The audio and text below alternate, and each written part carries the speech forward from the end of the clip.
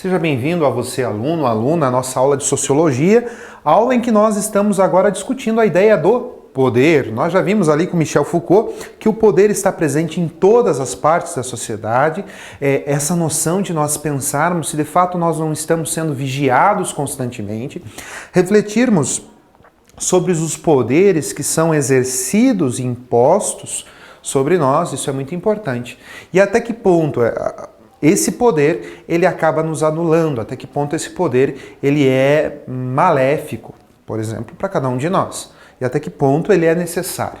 Por isso que eu reservei hoje para que a gente possa pensar um pouquinho, por exemplo, ali nessa relação entre política e poder. O próprio Michel Foucault já dizia que poder e conhecimento são muito associáveis, estão sempre em relacionamento. Quem pode, manda. Quem manda, sabe. Então são questões que com o domínio da nossa reflexão sociológica, nós conseguimos então estabelecer um conceito e ao mesmo tempo fazer desse conceito uma reflexão profunda dentro da nossa sociedade, dentro da nossa vida. Vamos começar com alguma reflexão, para que você pare, para que você reflita, para que você entenda melhor. Qual seria a melhor forma de governo? Se hoje você tivesse a chance de estabelecer um governo novo, de que forma você projetaria? O que você colocaria? Quais seriam os melhores critérios para que você pudesse estabelecer um governo? E outra questão também importante. Não adianta você querer estabelecer um governo novo quando de fato você não conhece o governo que te comanda. Por isso que a pergunta é essa. Você conhece o governo que lhe comanda? Quais são os comandos? Quais são as atitudes? Quais são as ideias que são transmitidas para eles? Bem, como nós já sabemos, o poder ele é constantemente debatido por vários pensadores. Vimos o Michel Foucault com essa ideia de que poder ele é usado justamente para dominar, para controlar, e está em todas as partes do mundo. Existem três pensadores bem interessantes. Por exemplo, o próprio Thomas Hobbes, sociólogo, o filósofo, pensador, quando ele diz que o poder é um meio adequado para obter vantagens. Quando você usa a tua prática de poder para obter alguma vantagem que você necessite. Agora, esse poder ele pode ser feito de diversas formas. Através da fala, através da força física. Então, exercer esse poder. O próprio Max Weber, esse alemão, diz que o próprio poder é utilizado na ideia de você realizar uma vontade dentro de uma ação, independente se essa vontade está contra a vontade dos demais. O Maquiavel, escritor italiano, que diz o seguinte: o poder ele é feito para ser articulado e utilizado em benefício próprio, sobretudo do grande senhor, do poder do maior, do rei, do monarca, justamente para que ele possa se manter no poder, impondo sua vontade sobre os demais. É por isso que ele fala que o rei precisa ser temido, mas não odiado. Em relação à política e o relacionamento com o poder, então, professor, para onde que nós vamos, o que nós vamos pensar a respeito disso? Veja só, o poder político, ele é exercido, é uma atividade da esfera pública, e é o que nós vamos encontrar nos nossos dicionários e quando formos associar poder e política. Vamos voltar lá para Atenas, quando de repente os atenienses, que eram considerados cidadãos, ou seja, só homens adultos, filhos de pai e mãe ateniense, então ficavam excluídos mulheres, crianças, estrangeiros e escravos, eles iam até a Ágora e lá eles discutiam, conversavam sobre as tomadas de decisões, o enfrentamento de nações, o que fazer com a produção excedente, o que fazer para melhorar. Ou seja, esse poder político é justamente essa atividade exercida na esfera pública. E a efetivação, então, do poder, ela vem justamente como forma de manter o governo. Ou seja, eu uso do poder, esse poder de influenciar, desse poder, para que eu possa manter aquele governo que eu tenho. E é claro que é uma atividade própria do Estado, que é utilizada para a gente poder fazer leis, acordos, proibir. Então o poder é esse exercício muito utilizado na política, sobretudo para entrar em contato com a população e impor, não entendo essa imposição como forma negativa, para impor aquilo que de fato é necessário para a nossa sociedade. Bem, o próprio Max Weber, esse sociólogo alemão, quando ele fala ali de um Estado moderno, ele vai falar desse uso de força sobre os indivíduos, dessa necessidade, desse usar a força sobre os indivíduos. E vai dizer também que o Estado monopolizou esse poder. Como assim, professor? O único que pode coibir, punir, é o Estado. A justiça com as próprias mãos no nosso país ela é condenada. Você não deve fazer justiça com as próprias mãos, porque você já tem uma ferramenta para que isso seja feito, que é o Estado. O Estado que também, segundo Max Weber, ele, usando o seu poder, representa a vontade do povo, porém, uma das críticas que ele faz é que veladamente não é essa sua intenção. Sempre vai prevalecer, muitas vezes prevalece, o interesse da classe dominante. Você também tem uma política com a imposição de interesses que trazem benefícios, mas se perde lá da ideia do Platão e do Aristóteles, de pensar no bem comum. Esses benefícios eles são destinados para algumas pessoas. Formas de governo, professor, que existem, que estão em prática, que existiram. Nós temos aí, por exemplo, a teocracia. Theos significa Deus, kratos significa poder, ou seja, é esse governo divino, esse governo gestado e gerido pelo próprio Deus. Vejam só então, o rei, o monarca, o representante do povo, era a possível representação de Deus.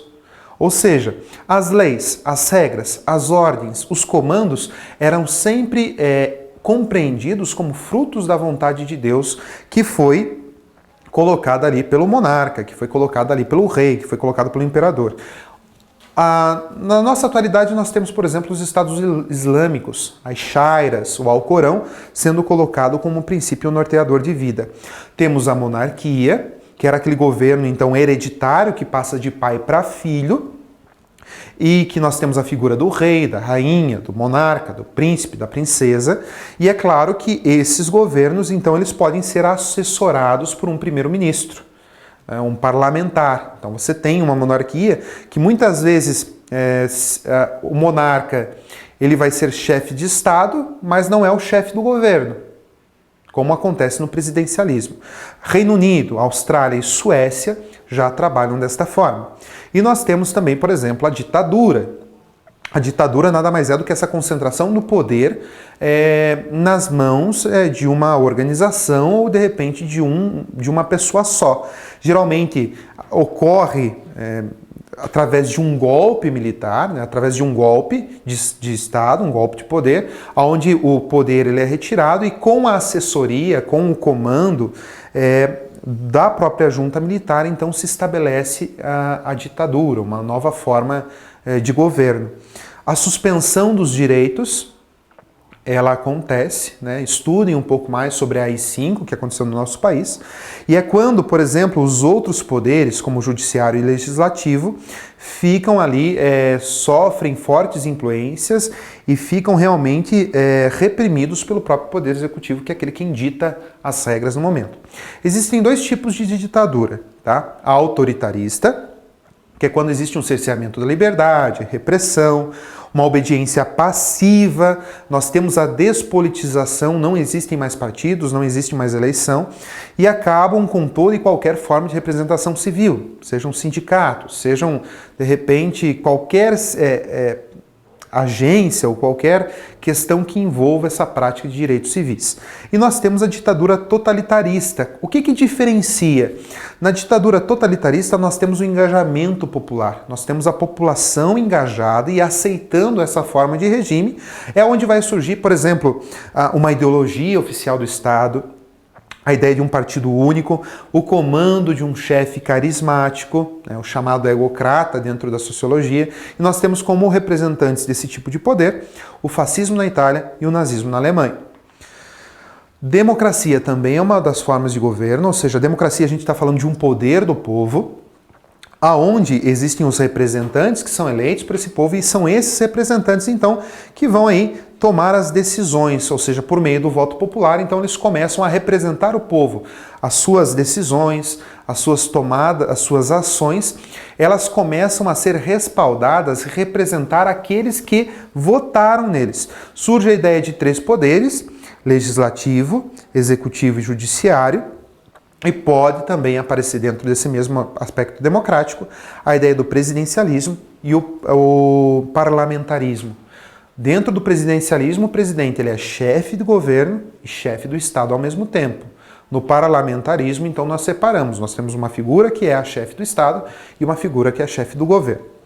E também temos dentro desse aspecto democrático a representação partidária, ou seja, são partidos, organizações de pessoas que carregam uma ideologia, carregam uma representação, carregam ideias iguais e defendem os mesmos objetivos.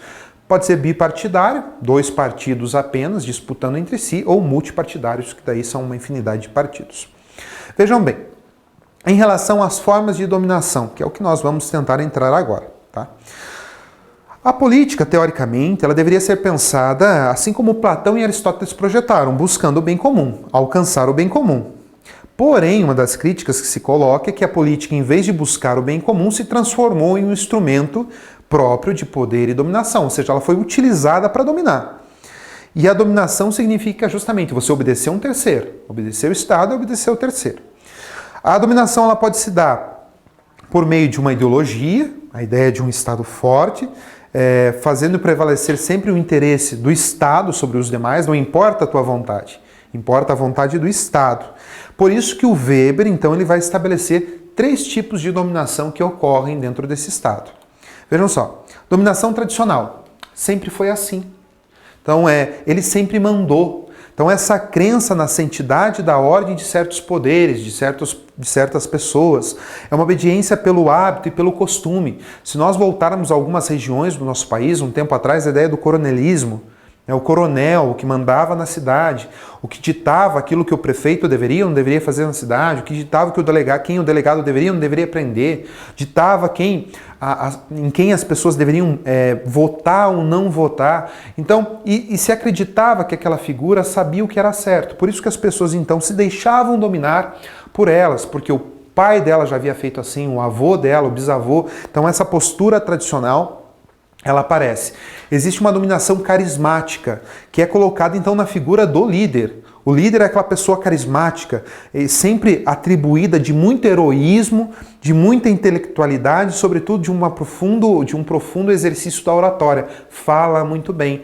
Exemplo clássico, chamado na Alemanha, do Mein Führer, meu líder, o próprio Hitler, era considerado um líder carismático, do qual a nação toda então se inflamava toda vez que ele de repente discutia, ou de repente quando ele se colocava para discursar. E temos também a dominação legal, que é aquela atribuída por leis, por estatutos, por código. É o que o Weber chama de uma dominação mais burocrática, como por exemplo a nossa Constituição Federal. Então nós estamos subordinados e somos dominados pela nossa própria instituição. Vamos refletir? Só para que a gente passe agora então a pensar, a refletir e entender. Você exerce dominação sobre alguém e se exerce de que forma você faz? Interessante perceber que tipo de líder você é. Se de fato você exerce, a forma como você exerce e que tipo de líder você se considera ser e como os outros também consideram que você seja. Galera, agradeço a todos vocês e até a próxima.